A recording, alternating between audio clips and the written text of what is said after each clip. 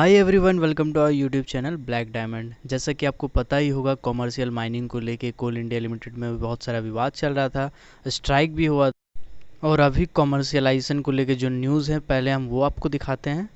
और अब बात करते हैं देश की अर्थव्यवस्था की। देश की अर्थव्यवस्था को पटरी पर लाने के लिए सरकार ने 41 कोल ब्लॉक्स की नीलामी की। इस मौके पर पीएम मोदी खुद मौजूद थे। उन्होंने इससे कोयला क्रांति का क्रेडिट कोयला मंत्री प्रहलाद जोशी को दिया है। मैं प्रहलाद जी को, उनके सचिव और उनकी टीम को आज बहुत बधाई देना चाहता हूं। आपको लगता होगा कि आप एक छोटा सा कार्यक्रम कर रहे हैं। प्रहलाद जी, मुझे नहीं लग रहा है, मैं तो देख रहा हूं कि आप आत्मनिर्भर भारत के लिए एक मजबूत नींव आज डाल रहे हैं। कोयला मंत्री प्रहलाद जोशी ने वो कर दिखाया जो दशकों से कोई कोयला मंत्री नहीं कर सका। पीएम मोदी कहते हैं कि देश के पास जितना भंडार है उसके लिहाज से भारत को दुनिया का सबसे बड़ा कोयला निर्यातक होना चाहिए। व्यावसायिक गतिविधियों के लिए कोल ब्लॉक को खोलना इसी दिशा में एक बड़ा कदम है और इससे आत्मनिर्भरता हासिल करने में बड़ी मदद मिलेगी और इसका क्रेडिट प्रधानमंत्री मोदी कोयला मंत्री प्रहलाद जोशी और उनकी टीम को देते हैं। प्रहलाद जोशी जी को और उनकी टीम को बहुत बधाई देना चाहता हूं, क्यों उन्होंने इस लॉकडाउन पीरियड का इतना उपयोग किया, पूरे डिपार्टमेंट के हर बारीकियों का अध्ययन किया, देश के लिए नया क्या कर सकते हैं, नए तरीके से क्या कर सकते हैं, उन्होंने एक बहुत बड़ी लीडरशिप दी है। 225 मीट्रिक टन क्षमता होने पर यह खदान 7 साल में करीब 15% का योगदान देगी। 2.8 लाख से अधिक लोगों के लिए रोजगार के अवसर बनेंगे। 7 साल में करीब 33,000 करोड़ रुपए का निवेश होगा। राज्य सरकारों को सालाना 20,000 करोड़ रुपए का राजस्व मिलेगा। 100% एफडीआई से इस सेक्टर का आधुनिकीकरण होगा। कोयला मंत्री प्रहलाद जोशी का विजन इस पूरी कामयाबी के पीछे सबसे बड़ी वजह है। अनलीजिंग कोल यानी ऑक्शन के लिए जो कोल ब्लॉक्स अवेलेबल है 5 स्टेट में है टोटल, जिसमें से फर्स्ट नंबर पे है महाराष्ट्र जिसमें 3 कोल ब्लॉक है। सेकेंड नंबर पे जो स्टेट है वो है झारखंड जिसमें टोटल 9 कोल ब्लॉक ऑक्शन के लिए अवेलेबल है। थर्ड जो स्टेट है वो है ओडिशा जिसमें टोटल 9 कोल ब्लॉक अवेलेबल है ऑक्शन के लिए। उसके साथ ही जो फोर्थ स्टेट है वो है छत्तीसगढ़ जिसमें टोटल 9 कोल ब्लॉक है। और जो लास्ट स्टेट है वो है मध्य प्रदेश जिसमें टोटल 11 कोल ब्लॉक्स ऑक्शन के लिए अवेलेबल है। अब हम बात करते हैं कि कितने ओपन कास्ट है, कितने अंडरग्राउंड है। तो आपको बता दें, ओपन कास्ट माइनिंग के लिए 26 कोल ब्लॉक्स अवेलेबल है। अंडरग्राउंड माइंस की बात करें तो अंडरग्राउंड माइनिंग के लिए टोटल 7 कोल ब्लॉक्स अवेलेबल है। जो मिक्स बात करें ओपन कास्ट अंडरग्राउंड मिक्स, उसमें टोटल 8 कोल ब्लॉक अवेलेबल है। अब हम लोग बात करने वाले हैं कि कितनी कोल ब्लॉक की कैपेसिटी है। तो 5 मिलियन टन पर एनम 27 है। वहीं हम बात करें 5 मिलियन से 10 मिलियन के बीच में तो वो टोटल 9 कोल ब्लॉक है। और 10 मिलियन से ऊपर की बात करें तो उसका जो कैपेसिटी है वो टोटल 5 कोल ब्लॉक अवेलेबल है।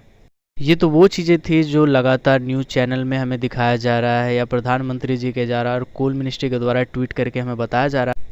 अब हम आपको वो चीज़ें दिखाते हैं जो आपको न्यूज़ चैनल्स में देखने को नहीं मिलेंगे। कसम उठाई है, मैं देश नहीं बिकने दूंगा, सौगंध मुझे इस मिट्टी की, मैं देश नहीं बिकने दूंगा। बीपीसीएल बेच डाला। प्रधानमंत्री मोदी की अध्यक्षता में आर्थिक मामलों की कैबिनेट कमेटी ने देश की दूसरी सबसे बड़ी petroleum company Bharat petroleum corporation limited यानी बीपीसीएल को बेचने की मंजूरी दे दी है। 20 नवंबर 2019 को हुई बैठक में बीपीसीएल के अलावा 4 और कंपनियों को बेचने की मंजूरी कैबिनेट कमेटी ने दी है। ये कंपनियां हैं shipping corporation of India, THDC India limited, north east electric power corporation limited और इसके अलावा कंटेनर कॉर्पोरेशन ऑफ इंडिया। मैं देश नहीं बिकने दूंगा। एलआईसी बेच डाली। सरकार एलआईसी यानी लाइफ इंश्योरेंस कॉर्पोरेशन में अपनी हिस्सेदारी बेचेगी। एलआईसी में सरकार की 100% हिस्सेदारी है। सरकार अपनी कुछ हिस्सेदारी बेचकर पैसा जुटाना चाहती है। मैं देश नहीं बिकने दूंगा। एयर इंडिया बेच डाला। एयर इंडिया बिकने के लिए फिर से बाजार में आ गया है और इस बार जो शर्तें हैं वो काफी अट्रैक्टिव हैं। लेकिन बहस ये चली है कि क्या फैमिली सिल्वर को बेचा जाना चाहिए? मैं देश नहीं बिकने दूंगा। रेलवे भी बेच डालने की योजना कर रहे हैं। सरकारी कंपनियों में हिस्सेदारी बेची जा रही है। अरबों खरबों का बजट होने के बाद भी सरकार को अपनी कंपनियां क्यों बेचनी पड़ रही हैं? मैं देश नहीं बिकने दूंगा। इसके साथ ही कुछ न्यूज़ ऐसे हैं जिसको इलेक्ट्रॉनिक मीडिया में दबाया जा रहा है और प्रिंट मीडिया में कुछ ही प्रिंट मीडिया है, माध्यम है, कुछ ही अखबार है जो इन चीज़ों को छाप रही है। जबकि ये स्ट्राइक बहुत ही बड़ा हुआ था, इंडिया लेवल पे हुआ था और कमर्शियल माइनिंग के खिलाफ जो प्रदर्शन किया गया था उन बातों को दबा दिया गया है। कमर्शियल माइनिंग के विरोध में अधिकारी भी है, ये बात को भी दबा दिया गया।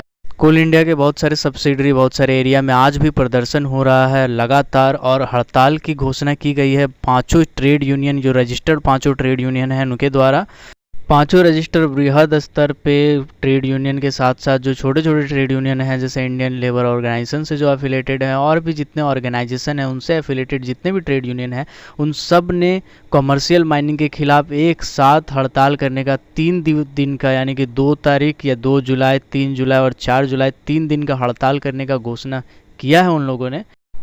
तो हम आपको बता दें कि पहले भी हड़ताल हो चुका था, उन सारे मैटर्स को दबा दिया गया है, बहुत ही स्तर पर दबा दिया गया है। इलेक्ट्रॉनिक मीडिया में कुछ ही चैनल है जो उसको प्रसारित किया है, वो भी एक छोटा सा न्यूज़ जैसा उसको बताया गया है।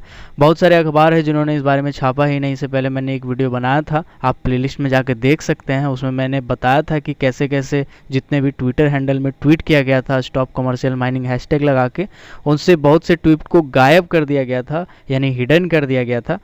आप उस वीडियो को प्लेलिस्ट में जाके देख सकते हैं। आपको बता दें कि पिछली बार भी मैटर दबाने का कोशिश किया गया था और 2 जुलाई से जो हड़ताल किया जा रहा है उस चीज़ को भी दबाने का कोशिश किया जाएगा। तो आप सबसे एक निवेदन है कि जितने भी सोशल मीडिया के प्लेटफॉर्म हैं इस जगह पे इन खबर को वायरल किया जाए। इससे रिलेटेड जितने भी आपको प्रूफ मिलते हैं, फ़ोटो कटिंग या फिर किसी का फुटेज लेते हैं, वीडियो लेते हैं, तो आप उस चीज़ को वायरल करने का कोशिश करें। आप जितना ज़्यादा से ज़्यादा हो सके ट्वीट करें, फेसबुक पे पोस्ट डालें। इन चीज़ों से होगा क्या, क्योंकि कमर्शियल माइनिंग जो है वो सरकार के द्वारा ठान लिया गया है कि इसको करना ही है, यानी कोल इंडिया को बेचना ही है। पहले भी बहुत सारी कंपनियों के साथ ऐसा किया गया है। तो आपको अगर कोल इंडिया लिमिटेड को बचाना है तो आपके लिए एक ही उपाय है, लास्ट चांस है, करो या मरो वाला बात।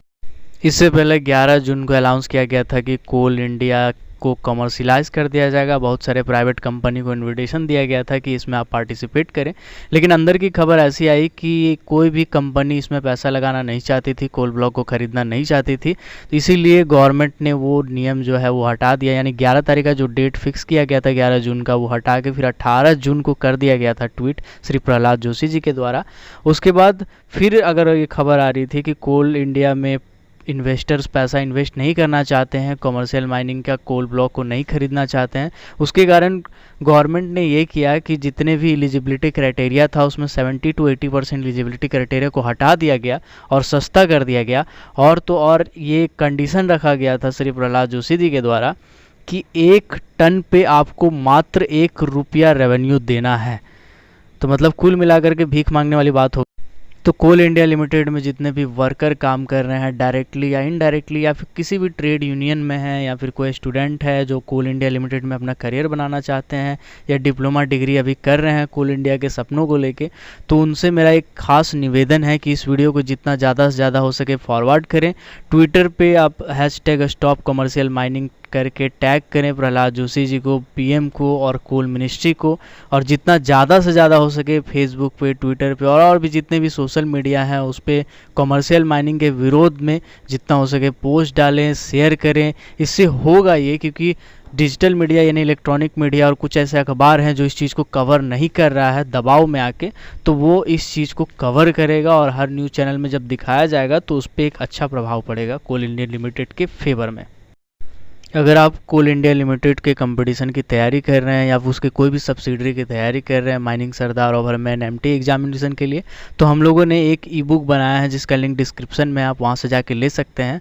और साथ ही कोल इंडिया लिमिटेड की कमर्शियल होने पे क्या घाटा होगा, क्यों कमर्शियल का विरोध करना चाहिए, उससे रिलेटेड एक हम लोगों ने ई बुक बनाया है जो कि फ्री है। लिंक इसका डिस्क्रिप्शन में है, आप जाके डाउनलोड कर सकते हैं।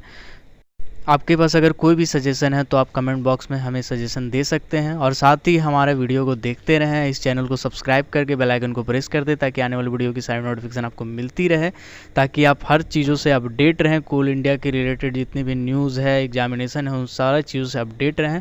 तब तक के लिए keep supporting, keep watching, till then Jai Hind.